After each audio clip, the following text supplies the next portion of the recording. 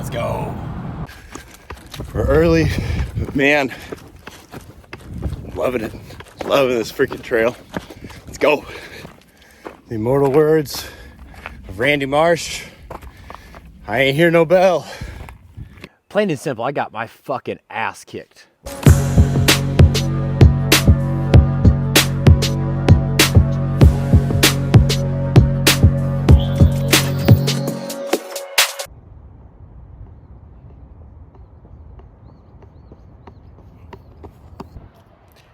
Welcome to the week. Just finished up 4 miles worth of speed work. It was a bunch of hard 800s followed by a recovery lap around the track. I'm starting to enjoy my track work a little bit more. I didn't dislike it at any point, but I'm definitely starting to enjoy it a little bit more, enjoying and appreciating the monotony of it. I had my first serious Olympic weightlifting coach was Travis Mash. And he had this phrase back in the day. It was master of the mundane. And I've really kind of gotten back in touch with that little adage that he's used for a while with this track work. And it's just kind of fun to run with a slightly different purpose every once in a while. So yes, also came in with really tempered expectations. So to feel really strong on this one is pretty nice. Between mile 2 and 3 of that 11-mile trail at the end of the last episode, I freaking sprained my ankle. I rolled it coming off the trail for a bike to come through. I didn't really think much of it. My coach, my buddy who was running with me, was like, dude, that looked pretty rough. You okay? I was like, yeah, I'm good. I start getting into, mile 5, 6, and my foot and ankle starts hurting pretty bad. And I really just chalked it up to new shoes. Oh, it's the shoes. No, definitely sprained my ankle. Not terrible, though. I've been able to heal it up pretty quick. Did some really good stuff in terms of, being able to get the inflammation out between, doing Epsom salt baths with the cold tub. So getting some contrast there. And then a couple other just topicals that worked really, really well. So that was really nice. So what we've got here, it's Thursday. Like I said, just got 4 miles of speed work in, and I've got a 7-mile run on Saturday. And then I've got what I'm expecting to be my hardest run of the entire prep. It's a 13.3 mile trail. So I'm gonna run my first half marathon distance on a trail. And I'm here in Missouri, so this number is gonna sound pretty crazy. I found a trail with 2,100 feet worth of elevation gain. If you live anywhere in the Midwest, you know that there's not very many options for that. So I'm really stoked to have found this trail. I just have this weird feeling that this is going to be harder than the 17-mile run I have next week. So getting geared up for that one. It's going to be a lot of testing of equipment, a lot of testing of nutrition, and just flexing, that grit muscle a little bit. My goal is just to keep the feet moving. I did it really well last week. When I didn't necessarily, or I was prepared to not keep my feet moving the best, and got through with a sprained ankle just fine. Oddly enough, I now have this track record of keeping moving with an injury. So neat. So yeah. So track workouts for the week are done. 7-mile on Saturday, and a 13.3 first half marathon is coming. So just quick little snippet here, kind of answering two sides of the same question that I get on a frequent to semi-frequent basis. So I'm going to take it from two perspectives: non-amputee asking me the question, and an amputee asking me the question. So, and it's this sleeve. So I regularly get asked from people who are not amputees, why do you wear the sleeve? I use a system called elevated vacuum, or any other suction-based system requires this outer sleeve. And what it does is it creates an airtight seal at the top. There's usually something inside the socket that is pulling air out. In my case, again, like I said, I use something called a vacuum, and the vacuum pulls the air out. The sleeve becomes very important to that. And so what I'm having to do right now is I'm having to do a little bit of maintenance, because unfortunately these things do get holes in them. And what happens when a hole gets in there, or a leak happens, air starts getting in, and a few things will happen there. The biggest issue is I will start moving around inside of this socket while I'm active, and that will cause skin damage. And skin damage is one of the biggest things that I can't afford right now in this prep, because that means time out of my leg. Time out of my leg means no training. what amputees tend to ask me, they ask me what sleeve I'm using. I use a sleeve from Alp South. Tried out a couple, and this was far and away my favorite one. And then also, I know this isn't like, this is whatever, but I find these little inserts to be like the biggest trick to putting these things on. Sometimes they can be a little bit goofy, especially when they're brand new. They're tight, they're stiff. I like just kind of rolling it up on this little foam insert that they use just to store them. And I find that actually makes putting them on the leg much easier. So that's a little trick my prosthetist showed me. And like that, sleeves replaced, and takes very little time. It is Saturday morning. I have got a 7-mile run, about to get suited and booted, ready to rock, almost there. Knock this one out and get on the recovery train for tomorrow is really the name of the game today. So let's get started. All right, suited, booted, and ready to rock. 7. Let's do this.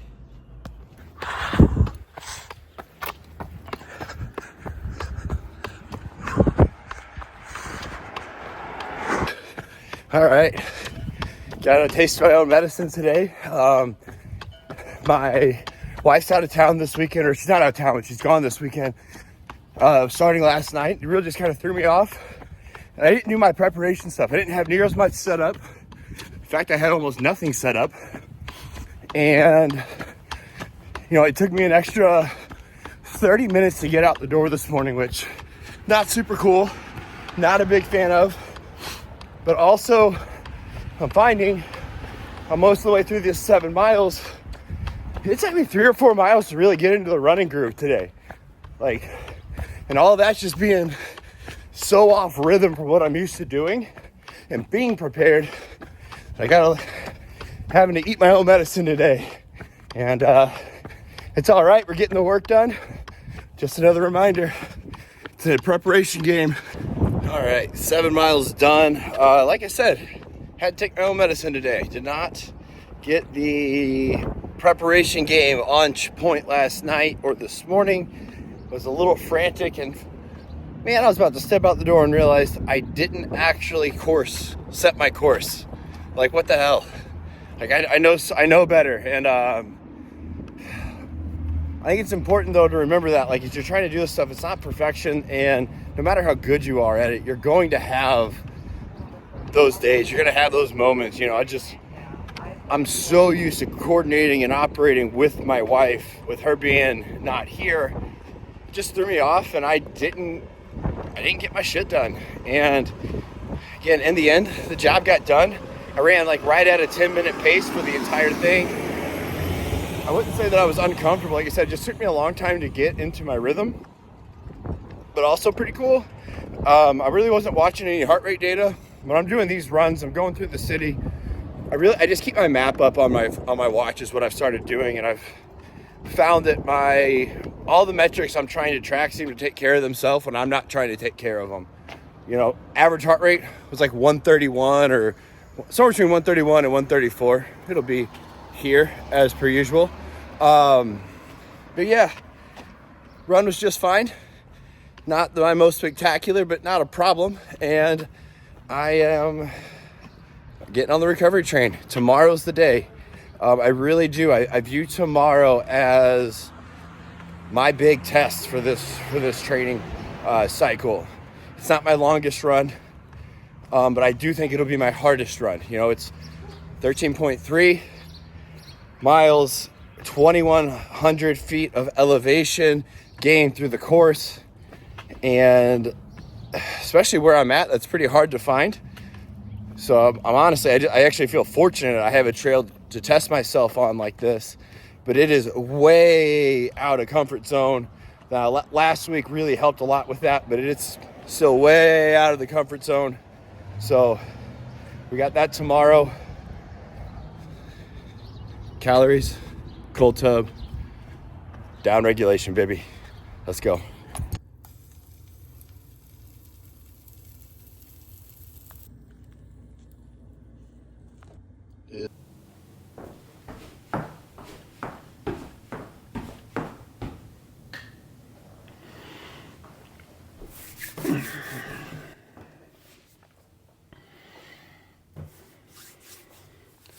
All right, good morning. We're about 45 minutes later than planned. I forgot that I don't have a 5 a.m. alarm set on my watch for Sundays because it's not uncommon for me to be coaching until like midnight. So with fighters, so I usually just don't. And it's Sunday. I usually don't need to get up this early. But in the end, that was more about convenience than necessity, thankfully. So yeah, we're here. We've got, I talked about last week, preparing myself so that when I wake up in the morning, it's just add water. And that's where we're at. Water, and electrolytes. Food's all set up and set out. We're in a good place for all of that. I'm going to add a protein shake. I've got a couple waffles in here that I'm getting ready to, some Kodiak waffles my wife had pre-made for herself last week and then didn't get to. So I'm going to go ahead and eat those just for some extra calories, knowing that, I've got a long run coming. So yeah, the cool piece of this, the cool bit is that I really kind of feels like game time a little bit. It doesn't feel all the way like game time, but like this one feels, this is the hurdle. The plain and simple, figure this one out, and we're just simply setting the table from there on out and keeping the blade sharp and ready to go for the actual game day. So I'm really excited about that one. So like I said, I got to add some water, got to change my leg, and we got a 40-minute drive. So let's get on the road. Let's get ready. Sorry, puppy. We already know you don't run good. Tell you what, I'm getting close, and this drive is starting to get notably way hilly, and it's getting me excited. Cause that's why we're here. That's why I'm doing this trail today, the whole nine. Like, it's because it's supposed to be hilly, and we're starting to get in this area. And like I said, the hills are getting a lot more than I'm used to. Let's go. Yeah, man, this looks phenomenal. All right, we are here. Sick drive in. Living in the city, being in St. Louis, it's not the most common scenery to get this. I feel like there are other areas, Utah, Colorado, moving up towards Pacific Northwest, that this is probably pretty standard issue. That's cool. For me, I gotta do a little more work for it. So yeah, just kind of soaking it in, really enjoying the moment. Also need to go get that wrench so I can change that foot out. Tell you what, the goofiest thing about it is that right now it is not even 40 degrees out, but it doesn't really feel quite that cold. Like when I got up this morning, I was like, this feels much colder than I expected or wanted. But now I'm getting moving and all that, and it feels pretty fine. I'm trying to debate between, do I toss a light long sleeve on? Last week I did not. It wasn't quite this. It was actually warmer last week, oddly enough. Tighten that guy down a little bit more. There we go. All right. My legs are on. So yeah, there's really not a whole lot left to do but go do it. It feels like something cool could happen. Something uncool that could happen would be chafing. Definitely, if you're going to get into some distance running, find yourself a anti-chafing product that you like. You don't know. That's just pretty terrible. It's just a really bad time. For me, it's just the inside of the thighs. I know of some people that it's up in here, like their shirt or whatever rubs, and they're really sensitive, and so it's not. Who knows? Like I said, get you an anti-chafing product if you're gonna do some distance running. And from here, it's just really trying to make sure, double, triple, quadruple check that I've got everything that I could want and need. Because once I get out there, This one goes like it's out. There's a loop in there, but if I'm here, you know, there's a loop, but once we get here to the furthest point away from the loop, it goes out and back and then around another way. So really important to have my shit together. So again, this is execution practice just as much as it is running capacity and all that. So man, it's just trying to be here, just trying to not worry about the next thing. So I'm taking care of everything now and just be super present with whatever's about to happen in these next handful of miles. So let's go. All right, suited, booted, ready to rock. Got my cool guy sunglasses, got my vest, got my food. Big goal of this one, it's execution, it's practice. I want to make sure that all of this gets consumed. I've got about 400 calories here. I want to make sure this gets consumed, or at least 80% of this is eaten on the trail. What I'll probably do is I've got some of the gummies. I'll probably snack on a few of those early on. Somewhere around the 6-7 mile mark, I'll put that gel down, and I will have the Nature's Bakery bar as I feel like it. The goal is to kind of be able to be a little bit more intuitive, but even. I want to be as even as I can, so step up.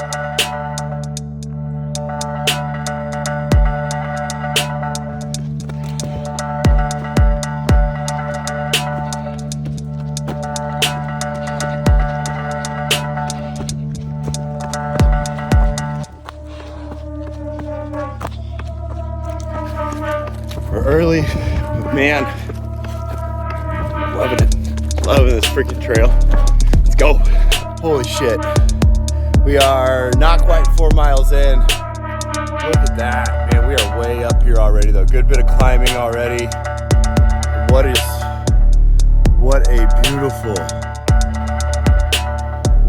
beautiful view to earn. Just had to do a little bit of running.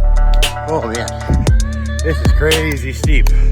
We're walking this. There is no running this. About 5 miles in. Crazy steep little bit of terrain here. There's no running this. It's the thing about ultras. At a certain point, you're gonna have to walk on some of these. So, starting to agree it's about decision making. On to the next. Just got done with a huge climb. And it was tough terrain, especially for the prosthetic. We've entered hard. Like, this is what I wanted. I wanted this run to kick my ass, and we're there. I gotta learn how to find my legs again, because they're pretty smoked from that climb. And the kicker with this section of the trail, every drop is gonna be a climb on the way back. And even these, like that right there, that was a crazy steep climb. I can't run that down. I'm gonna have to walk it again. So now I feel like I'm learning how to run an ultra now. I'm learning how to get a race in. I'm learning how to handle a real trail race. And the cost of that is I gotta do all those miles before so I can get to this feeling. And hopefully I'm willing to be present enough to learn what I need to learn. So I'm hurting now. This is the first time on a run I've really been hurting. And we are 5 miles in. That's what we're here for. Keep pushing edges. I ain't found one yet. Just gotta keep moving. Chop wood. Carry water, baby. Just hit the turnaround point. Luckily, I'm actually a good bit past the halfway point. If it's 13.3, I'm 8.5 miles in. Man, the climbing's been tough. Terrain's been tough, way tougher than last week. Yep, there's another section I gotta walk right through right here. Oh man, I'm actually feeling tired. I'm figuring it out. But yeah, it's hard.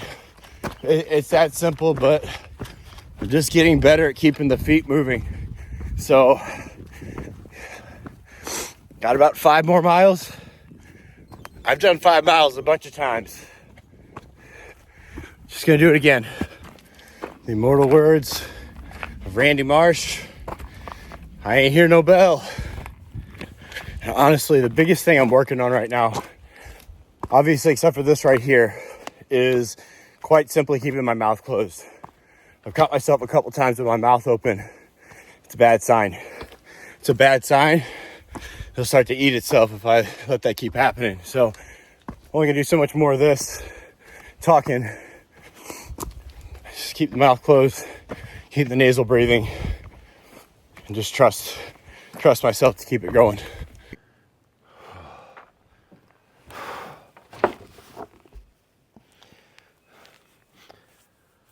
Okay, well that's done. When I put that one on the training board, I knew I was likely punching above my weight class, and I think that's okay. You got to be smart about doing that. It's not a virtue, for sure, but you need to pick and choose your spots, and I thought this was the right spot to do it. Well, it was supposed to be 13.3 miles. I hit the trail to a T, and I think it turned out to be, let's see, 2 new records. Half marathon, longest run at 14.13 miles. So it was almost a mile longer than advertised. Plain and simple, I got my fucking ass kicked. Like, holy shit, I got my ass kicked on that one. Yeah, I didn't think that was gonna go 3 hours, and it went 3.5. Yeah, 3 hours, 37 minutes, 14.13 miles. So his pace was 15:24 average. Heart rate average was 128. Yeah, so I'm just gonna start with like kind of the learning on this one, because this was, I definitely learned a lot. Definitely learned a lot. One of the things that I learned is I learned a lot about how to read a course map. This was not a good trail to run, if I'm being honest. Last week's 11, you know, my coach even said, like, yeah, that was a pretty hard trail. He's like, that was not an easy trail. It was a good tester, yada, yada, yada. And I thought that, you know, if it was a fight, I won that fight pretty cleanly. This one, like I said, I got my ass kicked on this one. The grades were steep.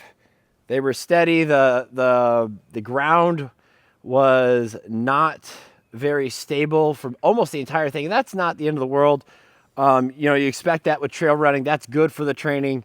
But yeah, I really learned a lot about reading a map and picking these trails, because I learned that I definitely need more food. I need more food before in the morning. I've been trying to, I know I'm really good at overdoing that stuff. So I've been trying to, you know, play around with learning, like, how much do I actually need, you know, so I can be as efficient as possible. Underdid it this morning for sure. Probably put down 5, I mean, this isn't going to sound like a lot, but I probably didn't even put down 1,000 calories, if I'm being honest. You know, I've just had some runs like that have felt pretty good, on a little bit lower, but nothing that's had this sort of like power output demand, you know, with the hills. So no, this one was really tough. It's done. 14 miles is the longest distance I've ever covered on feet. 2 legs, 1 leg. That's, you know, very quite literally, this is the longest distance I've ever covered. You know, one thing I think I did well is I know a lot of people, when they get into trail running early on, they get a little overzealous on what hills they're going to run up and stuff like that. And I think I did a good job there. And then I also, I had this like portion where, oh, there it is. Both my quad and my hamstring started to try and cramp at the same time, a little after the 10-mile mark. And of course there I'm thinking like, all right, I only got 3. And then I'm like, what a shift right there, where my brain's like, only 3 miles. All I gotta do is get to 3 miles and I'm good. These guys so far passing the test, flying colors, no complaints there. But yeah, cramping up a little bit, you know, and what was good is I felt like my fuel sources were like good choices, just not enough of them. You know, I would, you know, going to carry more on me. Next week, I've got a 16 or 17 mile run, and I'm not going to do that one on a trail. Actually, I know I want to do that one.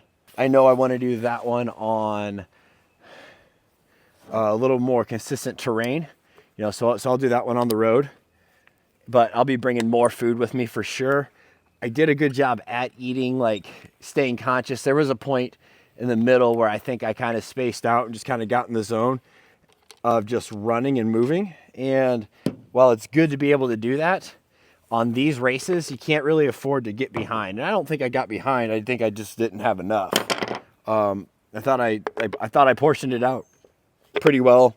I finished up all my food by about 3 miles. By 3 miles to go, there's probably not a lot of value in trying to hammer calories in the last mile. And I will say that, like, my gel is only like 100 calories. I feel like that's where I got the most juice from, was that gel. So I'll be investing more heavily in the gels for sure. My first half marathon, I got fucking trashed. All right, little post-nut clarity.